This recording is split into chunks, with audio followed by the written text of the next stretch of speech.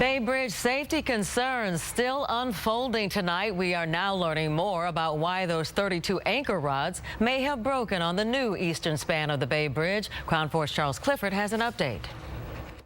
Caltrans is saying that they suspect that an excessive amount of hydrogen may have seeped into a batch of anchor rods, making the steel brittle and eventually causing the rods to break. But the question is, how did the hydrogen get into the steel? On Friday, Caltrans released very detailed information describing the fabrication, galvanization, testing, and installation of all 288 anchor rods. But after scanning through this material, there's no apparent explanation for how an excess amount of hydrogen may have gotten into the metal. The devil, it seems, is in the details.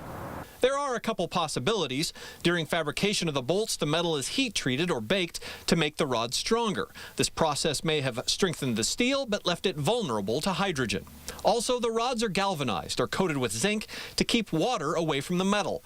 Poor quality galvanization may have left the steel exposed. And finally, the bolts that were broken were installed years ago, but only recently tightened down. During that time, rainwater may have seeped into the metal, making the rods brittle. On Friday, Caltrans wouldn't say if any of these scenarios or some other cause is what led to the 32 broken rods.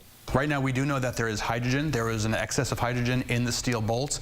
At what point that hydrogen, came to be in the steel bolts, we don't know, and that's what the investigation is looking into. In the meantime, testing continues on the remaining bolts, and Caltrans engineers are working on a way to fix or replace the broken rods. On Yerba Buena Island, Charles Clifford, KRON 4 News.